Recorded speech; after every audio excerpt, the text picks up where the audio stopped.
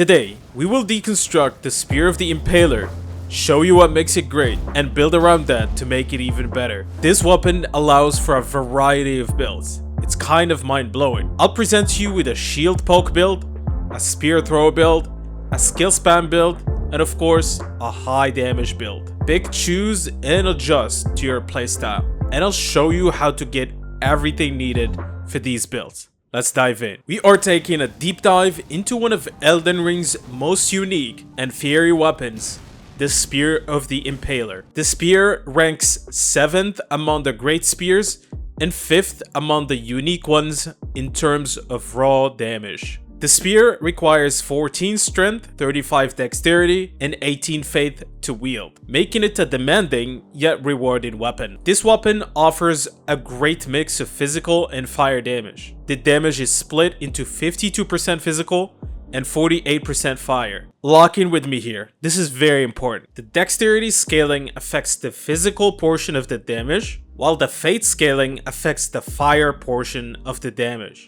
The strength scaling affects the physical damage by a tiny little bit, by 3% to be exact. Kind of funny. This is rarely the case with other weapons, like only Faith affecting the skill of the Blasphemous Blade, Magic only affecting the Dark Moon skill, and Arcane only affecting Magwyn's Sacred Spear's skill. All of which I have done videos on, by the way, and you should check them out after this video. When wielding the spear, you will want to focus on leveling Dexterity and Faith 1-to-1 to maximize its potential. The weapon's skill, Messmer's Assault, is what really sets it apart. The skill is split into 3 parts. By pressing the skill button again, you queue the next part. The first part deals 331 damage in our test, which is 30% more damage than a normal hit. The second part boosts your damage to 422, giving you a 27 increase from the first attack. The third part ramps things up to 828 damage, a whopping 96% increase over the second hit and 150% over the initial hit. If I clickbait these numbers on top of the damage increases, I could literally have thousands of damage boosts in the thumbnails, but you know, we don't do it like that.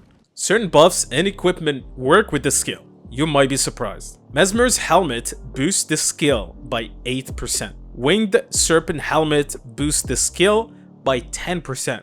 This is what got me excited about the weapon. All the multi-hit items work with the spear. It literally works with Winged Sword Insignia, Rotten Wind Sword Insignia, Millicent's Prosthesis, and the Thorny Crag tier. Just this makes it so flexible to build into. With all of this information, let's go over the 4 builds I'll cover in this video to see which one suits your style. The Shield Poke build focuses on defensive play, allowing you to safely poke at enemies while blocking with your shield. Perfect for players who like to play methodically and chip away at enemies with minimal risk. It will allow you to use the skill for high damage, but to a less extent compared to the other builds. With higher levels, this can become even better. It is effective against bosses with tight windows of attack, like Consort Radon. The Spear Throw build is perfect for those who want to have fun while keeping their enemies at a distance. What started as a meme build has surprisingly decent results. While it might not deal the highest damage, it is great for co-op, offering plenty of opportunities for trick shots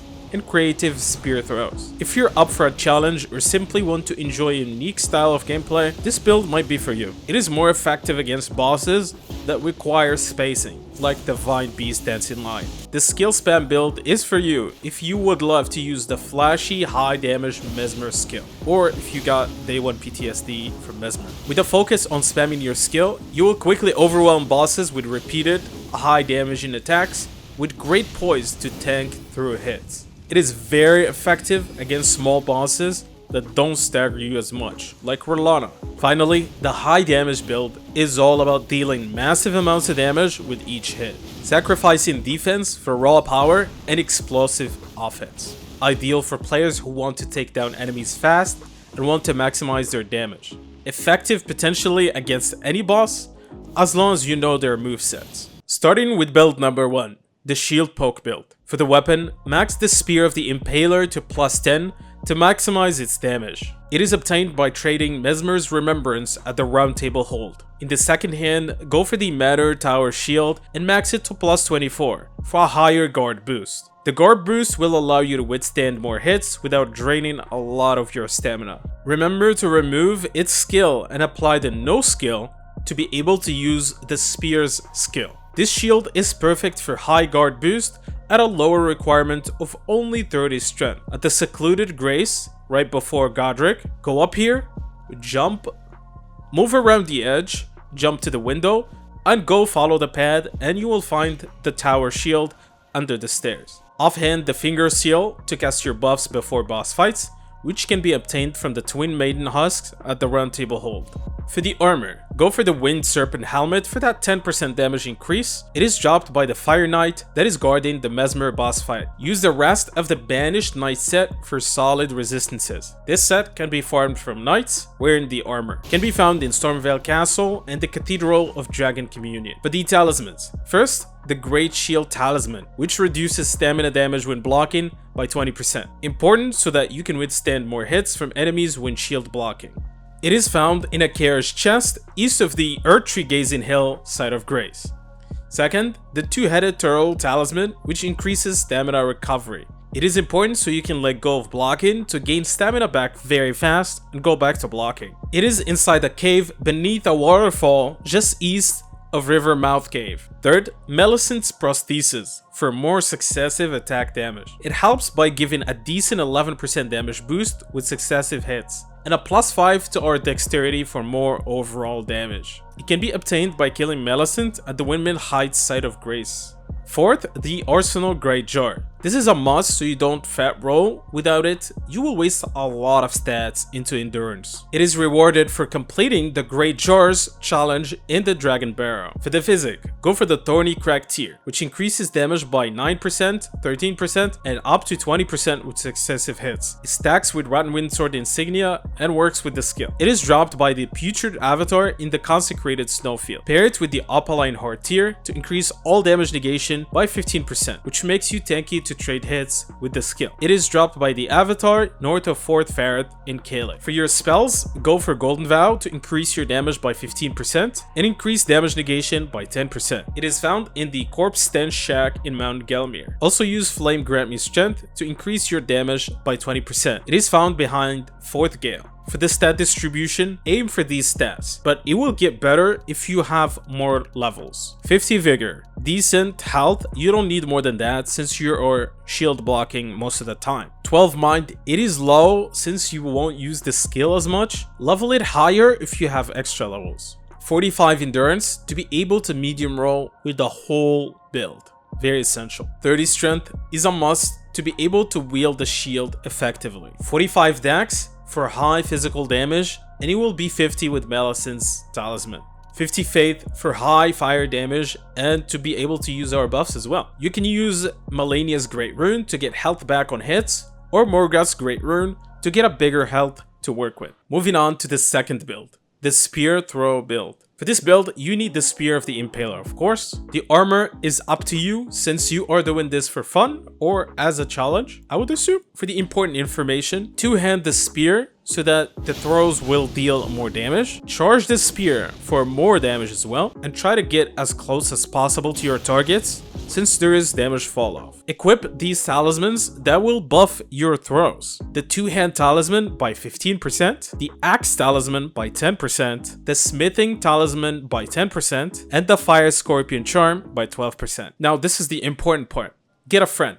That is actually the hard part. Now play darts on mobs across the universe. Or have fun if you like challenges, because this one will definitely do it for you. It's actually not that bad. Maybe it is.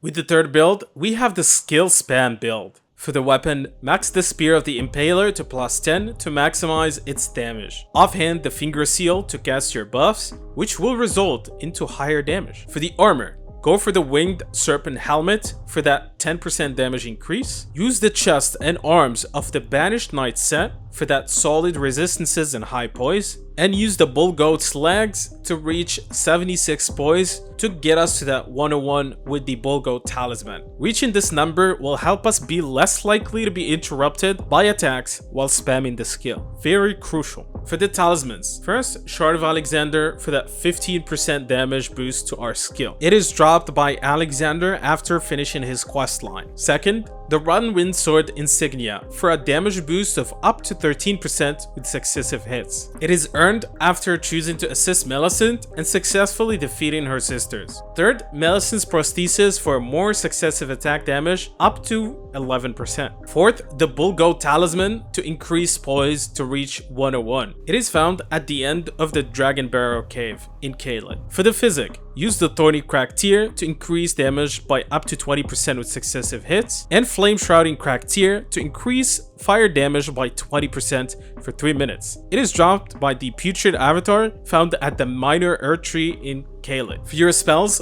go for Golden Vow to increase damage by 15%, and Flame Grant Me Strength to increase damage by 20%. For the stat distribution, aim for these stats. 60 Vigor, needed to tank hits while skill spamming. 20 Mind, needed to spam the skill multiple times. Go a bit higher if you have extra levels. 40 Endurance to be able to medium roll with the whole build. 14 Strength to meet the minimum requirement of the spear. 45 Dex for high physical damage. Level it to 55 if you have extra levels. 50 Faith for high fire damage and buffs.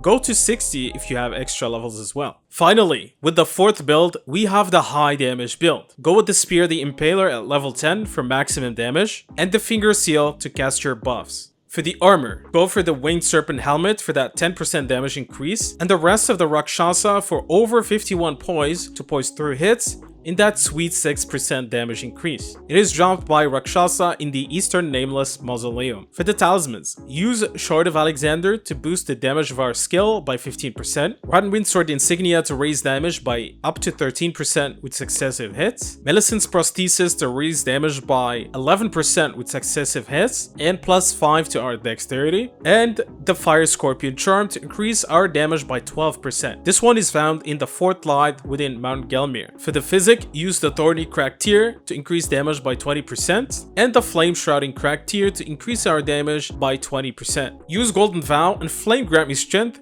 for 15 and 20% damage boosts. Aim for these stats: 60 Vigor, needed to tank hits while spamming the skill, 20 Mind, needed to spam the skill multiple times, 30 Endurance to be able to medium roll with the whole build, 14 Strength just to wield the spear, 55 to 75 dexterity for high physical damage, 60 to 80 faith for high fire damage and buffs. The Spear of the Impaler is an outstanding weapon in Elden Ring, offering a balance of physical and fire damage, as well as incredible skill potential through Messmer's Assault. Whether you're pushing through the DLC, enjoying co-op, or going for a new game plus, these builds provide excellent options to maximize your damage. Try one of these builds and let me know what you think. If you want to check out a video on the Sword of Night, a very clean looking sword, check out this video.